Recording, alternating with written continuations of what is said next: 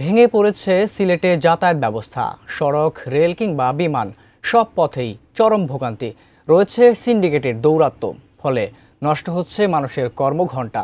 পাশাপাশি ক্ষতিগ্রস্ত হচ্ছে সিলেটের পর্যটন ও অর্থনৈতিক খাত। আমাদের সিলেট প্রতিনিধি কামরুল ইসলাম মাহির তথ্য ও ছবি নিয়ে ডেস্ক রিপোর্ট। প্রাকৃতিক বৈচিত্র্য, ঐতিহাসিক নিদর্শন ও সাংস্কৃতিক ঐতিহ্যে সমৃদ্ধ সিলেট পর্যটকদের কাছে অন্যতম আকর্ষণীয় গন্তব্য। প্রবাসী অধ্যুষিত এই অঞ্চল রেমিটেন্সের মাধ্যমে দেশের অর্থনীতিতে যেমন ভূমিকা রাখে, তেমনি খনিজ সম্পদেও সমৃদ্ধ। তবুও যুগ যুগ ধরে সিলেটবাসীর বঞ্চনার সবচেয়ে বড় নিদর্শন হয়ে রয়েছে ভঙ্গুর যাতায়াত ব্যবস্থা। আরএফএল অডিটর, বাঁকা হয় না, ফাঁকা হয় না, আর ভাঙা এক কথায় অসম্ভব। সিলেটের রেলপথ দীর্ঘদিন ধরে সংস্কারের অভাবে জীর্ণ, প্রায়ই ঘটছে দুর্ঘটনা। ঢাকা চট্টগ্রাম রুটে গত 12 বছরে নতুন কোনো ট্রেন যুক্ত হয়নি। টিকেটে রয়েছে কালোবাজারের দৌরাত্ম্য। অনলাইনেও পাওয়া যায় না, এখানে আসলেও পাওয়া যায় না। আসলে টিকিটটা যায় কোথায় এটা আমরা জানি না। মানুষের চাহিদা অনুযায়ী বগি সংকটটা আসলে আছে, অনেক আছে বগি সংকট।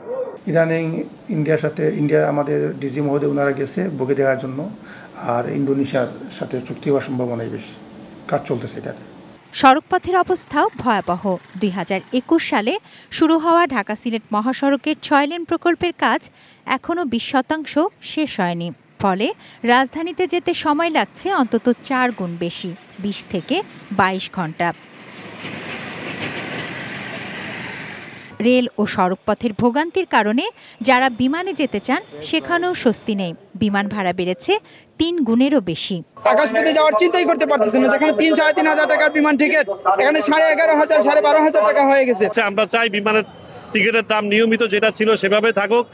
এমন অবস্থায় দ্রুত যোগাযোগ ব্যবস্থার উন্নয়নের দাবিতে সোচ্চার হয়েছেন সিলেটবাসী। নামছেন রাস্তায়, করছেন প্রতিবাদ সভা, মানববন্ধন, এমনকি ধর্মঘট।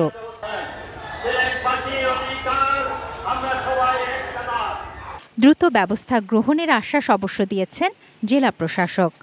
মানুষজন অন্তত এটুকু আশ্বস্ত হওয়া দরকার যে না, কাজটা শুরু হয়েছে এবং এখন কাজ করতে যেটুকু সময় লাগে সেটুকু লাগবে।